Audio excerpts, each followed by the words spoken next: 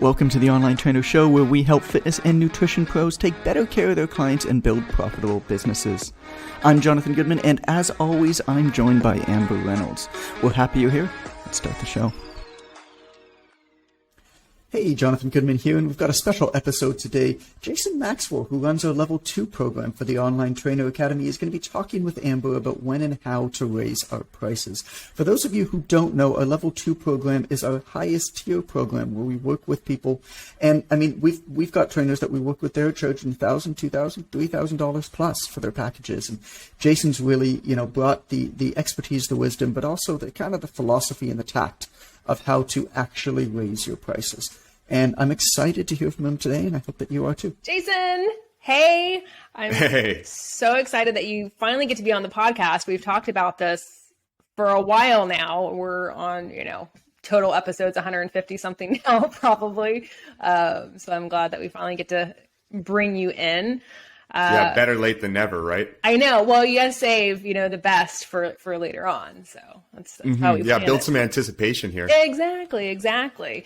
For those of you who don't, and if you don't know Jason, I'm surprised, but if you don't know Jason heads up our Level 2 of the Online Trainer Academy, which is geared towards high ticket sales.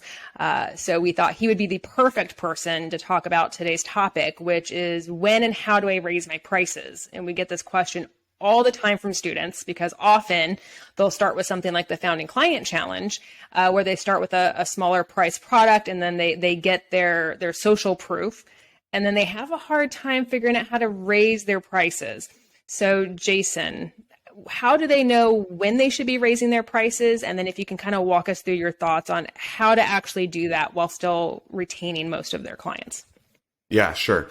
So if you're thinking about raising your prices, or you're asking this question, it's time to raise your prices.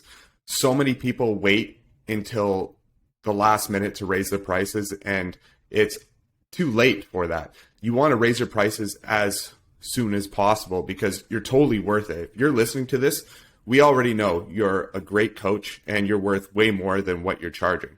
So a big problem I see, though, is it comes down to confidence. Because you don't really know what to do. It's not clear.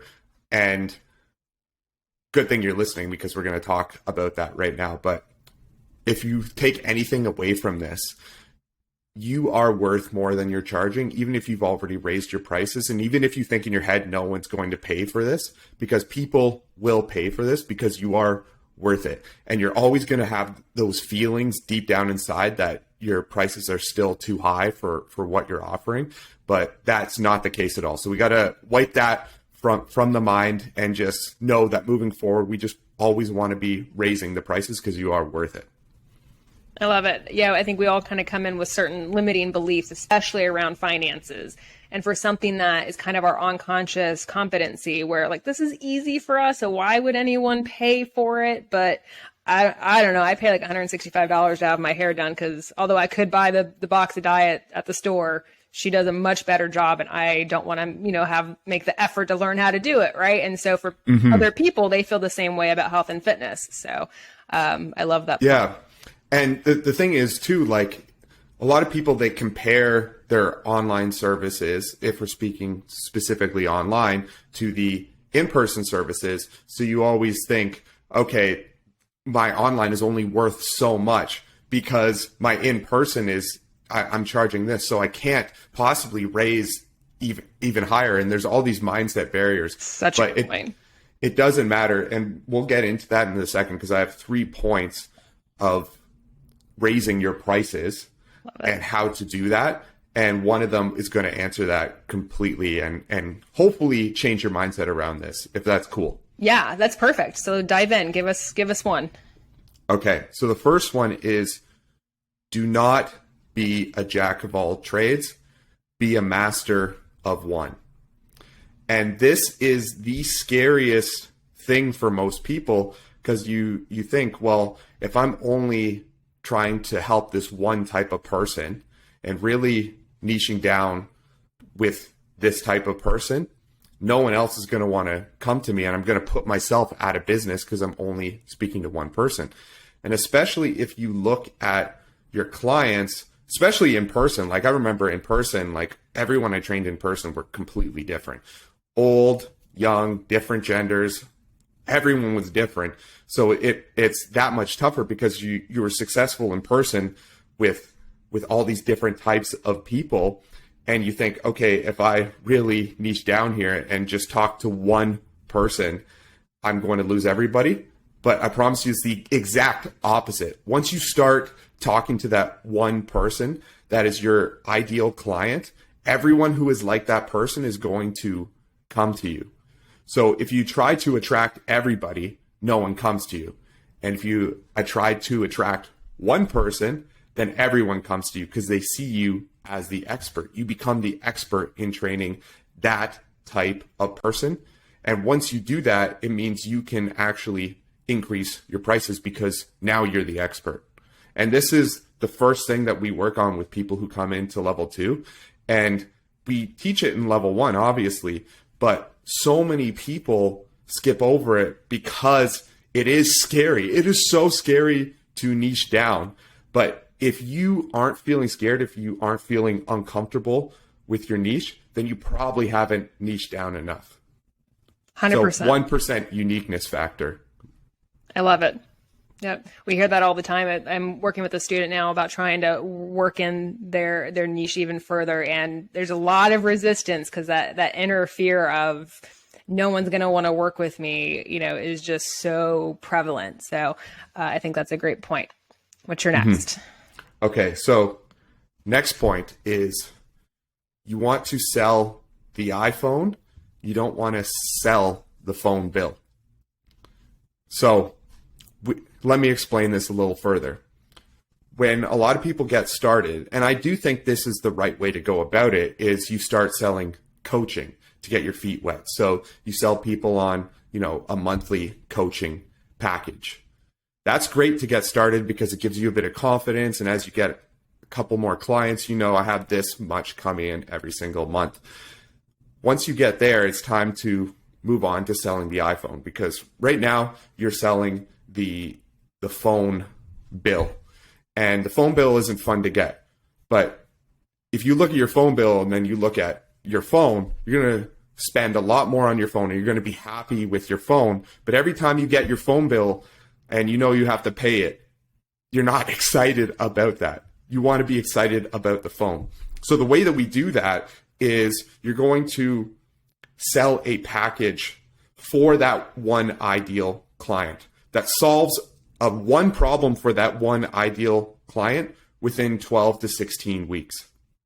Obviously, it could be different for some people. Like some of our clients have like 6 weeks, some have 10 weeks, but most, I would say, are around 12 weeks. And if you're selling you can call it, think of it as a package in your head, but you're actually selling a solution. You're selling the iPhone here. You want them to be excited about this program that you're selling them into from the start. And then that way you can really raise your prices because in their head, they're not thinking of it as a bill anymore. And they're thinking of it as they're spending money for a solution. Now, one thing that you might be thinking in your head is, okay, if it's 12 weeks, that's great. But what would I do after those 12 weeks? Well, then you sell a client in for a yearly package. And like a lot of times it'll be a one-time payment, whether it's the signature program for like 12 weeks or this 1 year package, but you can split it up into payment plans as well. But the idea here is you want to collect as much money as you can. And then that way you can sell the iPhone and not the actual bill. And there's a way higher perceived value on that. Yeah, and to dig into that idea a little bit about the iPhone, right? It's not even just the iPhone, it's what the iPhone represents and what the benefits are, not the build features every month, right? But like for me, my iPhone represents the ability to capture beautiful memories with my son because it has the best camera, right? And so for me, when you're talking about the iPhone or the program, like that's the benefit that you're selling. And that's one of the things that allows you to sell at a much higher rate. Mm-hmm. Yeah, exactly. It's so much easier to just sell it as like that solution to the problem that they've been having and really show them that this is going to benefit them in ways that they never expected. Love it. Okay. What's our third? Yes. And it's so funny that we were talking about that, because the way that we do that is we're going to enroll clients over the phone. Now, I hate to call it phone sales, because if you really think about it, it's not actually phone sales. It's enrolling clients. And the way that you enroll your clients is you have a conversation with them and you actually listen to them and you coach them through their self-limiting beliefs on the phone, listening to what they really want and helping them realize that your signature program is your services is the solution to the problem they've been having. So like maybe previously you were just selling coaching, but now we're not selling the phone bill anymore. We're selling the iPhone. We're selling that experience. We're selling that solution. Now that we're selling that solution, we can raise our prices. But in order to raise your prices, you need to have that conversation on the phone and you need to figure out exactly what they're looking for and really listen to them. And once you know their problems, once you know that what you have is a solution to their problem and they know that too, and they realize that, they're going to spend more. And it's really hard to do that if you're DMing someone or emailing someone, but it's very easy to do that when you have a conversation with them on the phone. And I know this can be scary. You know, people think, oh, I hate phone sales. I'm introverted. I don't want to talk to these people. But at the end of the day, if you're a great coach and you have conversations with your clients, if you can get your clients to completely change their diet, you can have a conversation on the phone with your clients to actually enroll and pay for your services.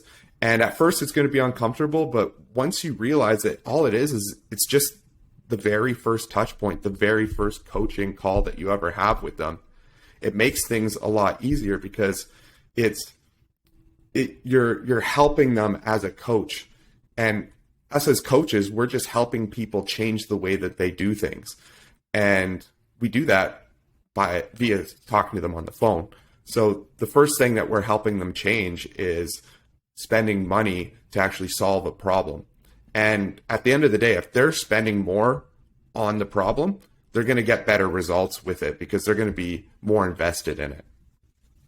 Absolutely. And I think it's a really important point that you made is that it's a coaching call first and foremost. Like if the idea of sales totally tweaks you out, like this is literally your first coaching call and opportunity with someone. It's no different than when you do a typical coaching call. You're learning about their history, their past, and helping them overcome limiting beliefs and figuring things out together. And then a lot of times you will be the right solution. And then sometimes you may not. And then you're honest as a coach because we all have really good integrity and you point them in the right direction if it's not the case. But often we are the right solution and you're just presenting it as an option. Mm-hmm.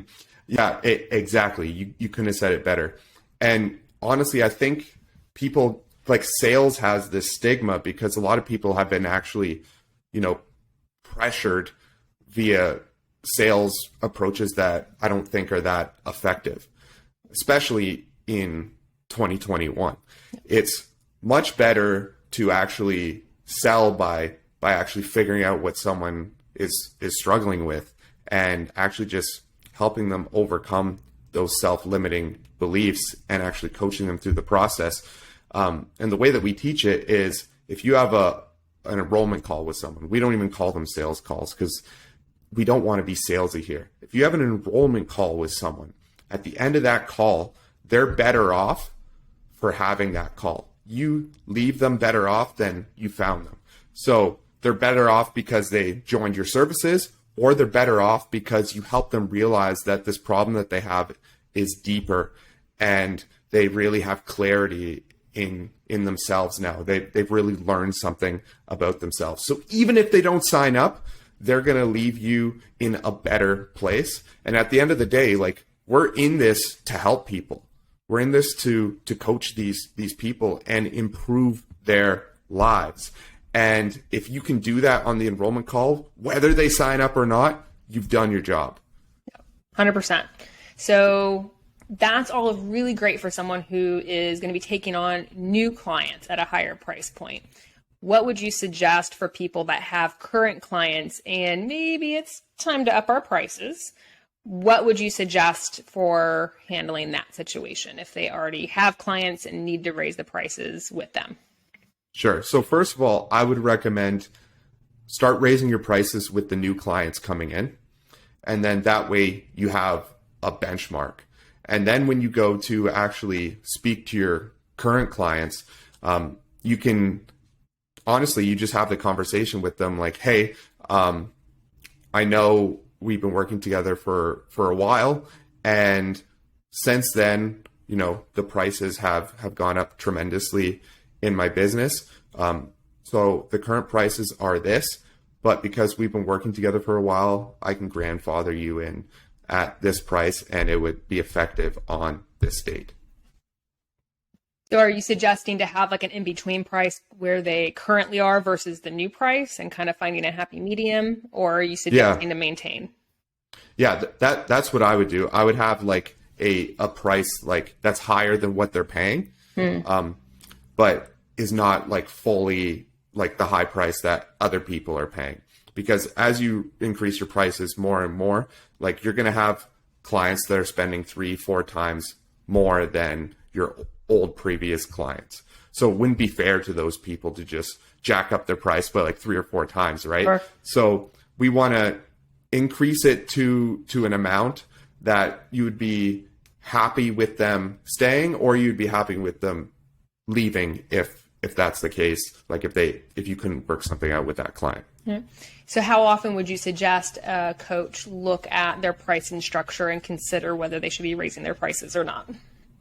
Okay, so I recommend people to raise their prices every 3 new clients until you get to a point which is like your maximum. So it would be at a maximum that you're kind of uncomfortable with, but slightly you could get comfortable with that. Mm-hmm. So that's the first part, so the mindset.